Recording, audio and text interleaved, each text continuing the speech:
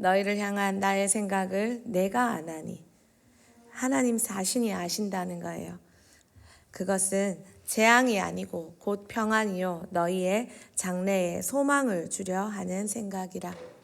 참으로 소망이 없어지는 시대에 살고 있습니다. 모든 것이 어렵고 힘이 듭니다. 경제적인 어려움, 거기서 파생되는 여러 가지 관계와 상황의 어려움, 그리고 또한 건강의 어려움, 참 소망을 상실하게 만드는 시대입니다. 클레어 부스 루스가 쓴 유럽의 봄이라는 책에 전쟁 영웅 포쉬 대장이 나옵니다. 그가 이런 말을 했습니다. 어떠한 환경에서도 희망은 있다. 그러나 희망이 없이 성장한 사람 안에는 희망이 있을 수 없다. 어떤 환경, 어떤 전쟁에도 희망은 존재했습니다. 그러나 희망을 상실한 채 희망 자체를 보지 못한 사람들에게서는 희망이 있을 수 없다는 말입니다. 소망이 없다는 것, 환경 탓일까요? 소망이 없다는 것, 상황 때문일까요? 세상은 우리에게 지금 희망을 갉아먹고 희망을 잃은 채, 소망을 잃은 채 살도록 종용합니다. 이러니 어렵고 저러니 힘들고 이러니 살 수 없고 에이고. 우리도 조금만 틈을 주면 그들의 말에, 상황과 그들의 말에, 그들의 뉴스에 우리의 마음이 빼앗겨서 걱정과 근심이 우리 속에 침투해 버립니다. 그리고 소망을 가져가고 절망이라는 상처를 우리 영혼에 남기기 너무 쉽습니다. 우리가 깨어 기도하지 않으면, 우리가 깨어 있지 못하면 기도를 해도 근심에 눌린 채 넋두리만 하다가, 걱정과 근심에 넋두리만 하다가 그렇게 돌아설 수 있습니다. 그리고 1시간 기도 다 해도 결국 나는 고통과 소망만 묵상한 채 자리 털고 일어날 수 있다는 것입니다. 절망으로 시작된 기도는 소망으로 끝맺음을 맺은 채 이 분당문을 나서야 되는데 지금 여러분과 저는 어떻습니까? 우리 하나님은 절대 소망의 하나님이십니다. 오늘 본문은 하나님께서 얼마나 소망이신지 보여주는 말씀입니다. 소망의 하나님이 이스라엘에게 하시는 말씀입니다. 역사적으로 본다면 예레미야 선지자가 6세기경 바벨론 포로로 잡혀가는 이스라엘 백성들에게 해주고 있는 말입니다. 우상 숭배한 북이스라엘이 그렇게 패망하고 하나님이 선지자들을 통해 그렇게 경고하셨는데도 남유다는 정신 차리지 못했습니다. 어떤 사건은 한 번에 오지 않습니다. 하나님의 경고가 있고 사인이 있고 여러 가지 전조 증상이 있습니다. 그러나 그런데도 깨닫지 못할 때 사건은 일어납니다. 남유다는 하나님의 징계를, 하나님의 경고를 깨닫지 못했고 지금 그들은 나라를 빼앗긴 채 포로로 잡혀갑니다. 예레미야 선지자는 하나님의 심판과 징계를 예레미야 전체에서 보고 울고 슬퍼합니다. 그런데 그것조차 하나님의 소망이라고 말합니다. 하나님의 징계와 심판을 말하는데 왜 소망입니까? 첫 번째입니다. 우리 같이 한번 읽어볼까요? 관계가 끝나지 않았다는 증거입니다. 하나님의 심판을 말합니다. 그러나 말하고 계시다는 겁니다. 징계도 하시지만 대화도 하고 계십니다. 화도 내시지만 당신의 말을 전하라고 얘기하십니다. 이스라엘을 향한 하나님의 관계가, 당신의 그 선택한 민족에 대한 관계가 끝나지 않았다는 것입니다. 이것이 중요합니다. 때리는 손보다 더 무서운 것은 무거운 침묵입니다. 분노하는 입술보다, 화내는 피치 높은 음성보다 더 두려운 것은 어둡게 깔리는 침묵입니다. 하나님의 징계는 하나님의 또 다른 손이었습니다. 히브리서 12장 8절 말씀 우리 같이 한번 볼까요? 징계는 다 받는 것이거늘 너희에게 없으면 상세자요 친아들이 아니니라. 징계는 다 받습니다. 그러나 만약 징계가 없다면 사생하여 친아들이 아니라는 것입니다. 아버지가 없는 존재, 또한 아버지인 줄 알았으나 아버지가 아닌 존재. 징계가 하나님의 분노의 사인이라면 그것이 징계받는 순간 끝이 난다면 이 세상에 가장 징계받은 한 존재는 예수 그리스도입니다. 최고의 징계를 받은 예수는 거기서 모든 것이 끝이 나야 했습니다. 끝이 났습니다. 그러나 끝이 난 그 자리에서 부활은 시작되었고 끝이 난 그곳이 하나님이 예수님을 높이고 칭찬하는 그 자리가 되었습니다. 우리도 예수님의 십자가 대속 때문에 하나님을 아버지라 부를 수 있는 회복을 명받았습니다. 징계는 끝이 아니라 사랑의 연속입니다. 그분의 사랑의 과정이고 회복의 시작입니다. 참 많은 사람들을 만나보면 죄책감에 자책감에 많이 빠져 있습니다. 상황이 어렵고 힘이 들면 그것조차 힘든데 돌아서는 그들의 분별과 판단은 내가 그랬지 뭐. 내가 이러니까 이랬지 뭐. 그래 맞아. 이렇게 누군가 말했는데 그게 맞는 거야. 그러면서 함께 절망행 열차를 더 함께 탑승하며 내려간다는 것입니다. 맞습니다. 우리도 부족했고 연약했고 당신의 그 연약함이 또한 이 징계를 지금 남유다처럼 불러왔을 수도 있습니다. 그러나 하나님의 징계가 그 불러온 하나님의 슬픔이 여러분을 회복시키기 위한 하나님의 또 다른 손이라는 것. 정말 절망할 수밖에 없는 상황에 몰렸다면 다시 시작하기 위한 그분의 사인임도 볼 수 있어야 합니다. 예레미야 29장 11절 말씀에 우리 한 번 더 읽을까요? 나 여호와가 말하노라 너희를 향한 나의 생각은 내가 아나니 재앙이 아니라 곧 평안이요 너희 장래에 소망을 주려 하는 생각이라.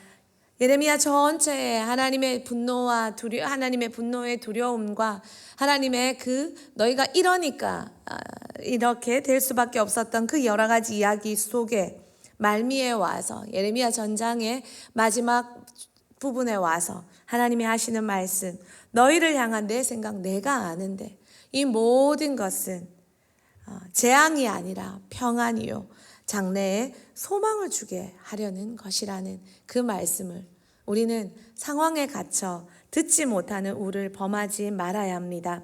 70년의 징계를 주시면서도 그분의 시선은 하나님의 시선은 소망에 있었다는 것입니다. 아이들은 부모 손에 들린 매를 봅니다. 그러나 부모는 그 매된 자리 뒤에 성장해 있을 아이를 봅니다. 그러니 매를 댈 수 있는 힘도 나는 것입니다. 그래서 잠언은 우리에게 그토록 자녀에게 매를 대라고 말하는 것입니다.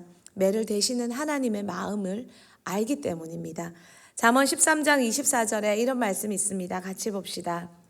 매를 아끼는 자는 그의 자식을 미워함이라 자식을 사랑하는 자는 근실히 징계하느니라. 모든 아버지의 표상이신 하나님께서 우리에게 말씀하십니다. 자식을 사랑하기 때문에 근실히 징계하시는 하나님께서 매를 대라. 당신의 매 역시 근실히 사랑하시는 사인이라는 것입니다. 여러 가지로 어렵고 힘들고 그런데 더 괴로운 것은 내가 그랬지 뭐 우리 가문이 그렇지 뭐 그랬지 뭐 어느 평생에 뭐 잘된 적이 있었나 라는 절망의 기차에 함께 탑승하는 여러분 자신이 보이십니까? 얼른 눈을 들어 귀를 열어 여러분을 향한 그 징계에 넘어 더 성장하고 더 변화되고 다시 회복시키실 하나님의 손을 보고 징계에 감사하며 벌떡 일어나는 여러분 되길 축복합니다. 두 번째 같이 읽겠습니다. 하나님의 소망의 약속은 반드시 이루어집니다. 하나님의 소망의 약속은 70년 뒤 그들의 회복입니다. 예레미야 25장 11절에서 12절 말씀 읽어주세요. 이 모든 땅이 폐허가 되어 놀랄 일이 될 것이며 이 민족들은 70년 동안 바벨론의 왕을 섬기리라. 여호와의 말씀이니라. 70년이 끝나면 내가 바벨론의 왕과 그의 나라와 갈대아인의 땅을 그 죄악으로 말미암아 벌하여 영원히 폐허가 되게 하되. 예, 징계는 있습니다. 그러나 이 70년이 지나면 그들을 괴롭히던 그 바벨론이 영원한 폐허가 되고 정말 그렇게 되었지요. 바사 메데 그 페르시아 왕국은 바벨론을 철저히 짓밟았고 바벨론은 흔적 없이 또 작은 소국이 되어 사라졌습니다. 남유다가 포로로 잡혀간 것이 605년부터 시작됩니다. 세 차례에 걸쳐 잡혀갔습니다. 605년, 697년, 605년, 597년, 586년 이 세 차례에 걸쳐 잡혀갔는데 세 차례에 걸쳐 잡혀간 만큼 세 차례에 걸쳐 돌아왔습니다. 538년부터 돌아옵니다. 첫 번째 잡혀간 주기로 계산하면 꼭 68년 만에 이스라엘은 돌아옵니다. 고레스 칙령으로 시작된 귀환은 세 차례에 걸쳐 돌아옴을 만듭니다. 하나님의 약속이 성취된 것입니다. 약속의 성취에 70년을 기다리는 동안 정말 그럴까? 진짜 그럴까? 그렇게 될까? 그러나 그렇게 될까가 저 멀리 페르시아 왕국에 있던 다니엘에게 그렇게 돼야지, 그렇게 되도록 기도하게 하셨고 또 저 멀리 느헤미야에게 돼야지, 완공돼야지, 다시 해야지 그렇게 기도하며 소망을 품게 하셨습니다. 믿음의 사람들, 하나님의 역사를 일으키는 사람들은 그 약속을 믿었고 약속을 믿고 기도했고 기도한 그들을 통해 정말 약속은 이루어졌습니다. 여러분 믿으십니까? 하나님의 약속은 반드시 성취된다는 것입니다. 나 여호와가 말하노라 너희를 향한 내 생각을 내가 아나니 평안이요 재앙이 아니라 평안이요 장래에 소망을 주려 하는 생각이라. 저는 이 말씀을 볼 때 생각나는 분이 있습니다. 김목자 집사님이십니다. 김목자 집사님이 다비드에서 여러 번 당신의 간증을 하시면서 청소년 시절에 아버지가 돌아가시고 그리고 제 기억에 7년 되지 않은 시기에 오빠마저 돌아가시고 어머니 몸져 누우시고 그러니 온 가정이 경제적으로 너무 어렵고 바로 그때 정말 너무 힘든 그 사춘기 시절에 만난 하나님이 주신 말씀이 이 말씀이었다고.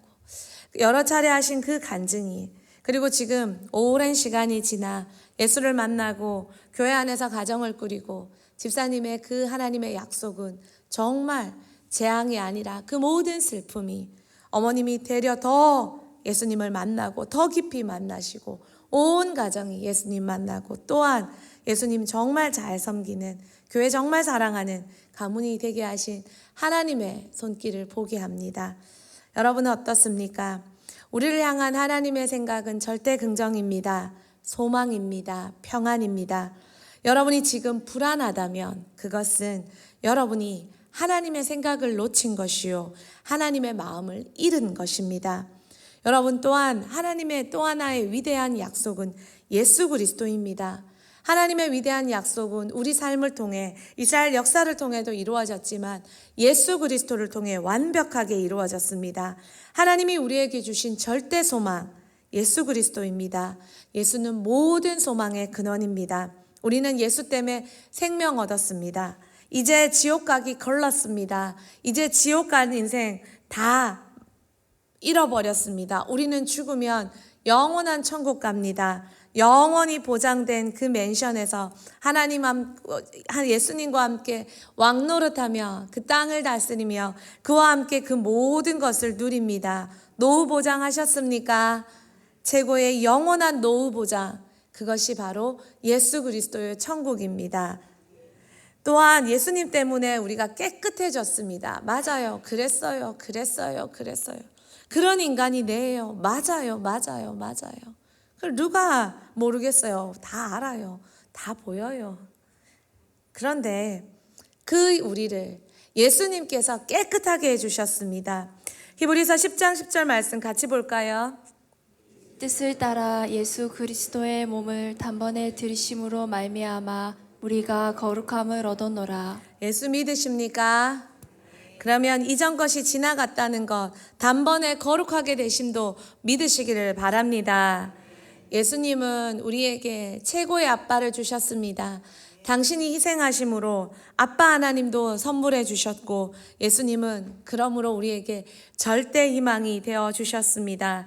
디모데전서 1장 1절에 사도 바울이 이렇게 자신을 소개합니다. 우리 구주 하나님과 우리 소망이신 그리스도 예수의 명령을 따라 그리스도 예수의 사도된 바울은 바울이 자신을 소개하면서 우리 구주 하나님과 소망이신 예수 그리스도의 명령을 따라 사도 바울은 자신이 이 소망의 예수를 붙잡기에 어떤 고난에도 어떤 핍박에도 복음을 전하며 당한 어떤 어려움에도 소망을 잃지 않고 강도에게 당해 죽을 뻔해도 매를 맞아도 죽은 듯 기절했다가 다시 일어나도 그에게 육체적 고난은 있어도 경제적 어려움은 있어도 많은 방해가 있어도 절망의 어려움은 없었다는 것입니다.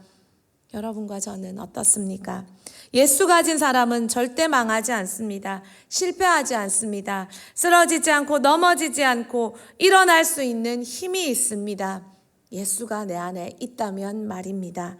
시편 37편 24에서 26절에 이렇게 얘기합니다. 우리 같이 읽읍시다. 그는 넘어지나 아주 엎드러지지 아니함은 여호와께서 그의 손으로 붙드심이로다. 내가 어려서부터 늙기까지 의인이 버림을 당하거나 그의 자손이 걸식함을 보지 못하였도다. 그는 종일토록 은혜를 베풀고 꾸어주니 그의 자손이 복을 받는도다. 우리가 예수로 의인되는 순간 우리의 자손은 걸식하기도 걸렀고 또한 하나님께서 종일 은혜를 베풀고 꾸어주는 인생, 베푸는 인생, 흘러넘치는 인생, 그런 자손으로, 그런 가문으로 복 주시겠다고 선언하고 계십니다. 믿으십니까?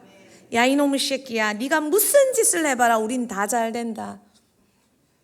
그렇게 선언할 수 있는 저와 여러분이 되면 참 좋겠습니다. 말씀에 있기 때문입니다. 말씀을 정리합니다.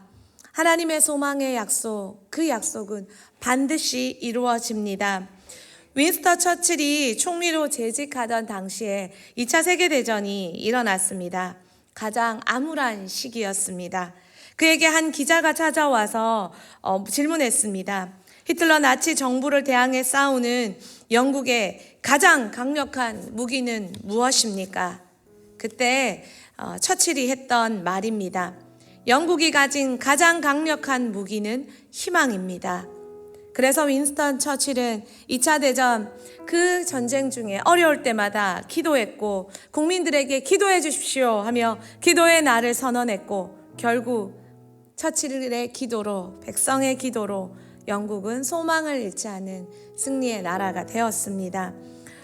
캠벌 모건 박사가 시카고 대화재 때 가게가 전소된 완전히 타버린 사람 이야기를 하나 했습니다. 시카고 대화재가 시카고에 정말 1900년대 초에 큰 화재가 났습니다. 도시의 3분의 1이 다 타버렸습니다. 다 타버린 게 3분의 1이니 나머지 타다만 건 얼마나 많겠습니까? 도시가 완전히 폐허입니다. 그런데 그 화재 다음 날 그 거리 한 곳에 어떤 가게 주인이 잿더미로 변해버린 상가에 숯덩이 잔해들 가운데 하나를 가지고 와 책상에 갖다 놓았습니다. 그리고 그 책상에 이렇게 이렇게 적어 두었다고 합니다. 저와 아내와 아이들 그리고 희망을 제외한 모든 것이 소실되었습니다. 그리고 내일부터 정상 영업합니다. 모든 것을 잃어버린 한 소상공인이 그러나 저와 아내와 아이들 그리고 희망을 가지고 있기 때문에 내일 아침부터 정상 영업합니다. 물론 내일 아침은 그 다음 내일이 될 수 있고 그 다음 내일이 될 수 있었겠지만 이 사람 정상 영업했을까요? 이러한 소망을 가진 사람은 반드시 다시 정상 영업해서 모든 것을 일으킬 그날이 갖게 됩니다. 시편 30편 5절 말씀에 우리 같이 한번 읽을까요? 그 노염은 잠깐이요 그의 은총은 평생이로다. 저녁에는 울음이 깃들지라도 아침에는 기쁨이 오리로다. 아멘. 매일매일 새로운 은혜로 우리를 부르시고 소망을 불어넣어 주시는 하나님께 다시 한번 은혜로 소망으로 가득 채워가시는 이 새벽이 되기를 축복합니다. 소망을 빼앗길 수 없는 우리는, 소망을 간직한 우리는 매일매일 정상 영업하며 소망을 잃은 사람에게 소망을 나누어 주고, 좌절하고 낙심하고 있는 사람에게 웃음을 나누어 주며 소망이신 하나님을 증거하는 저와 여러분 되기를 축복합니다. 우리 같이 찬양하겠습니다.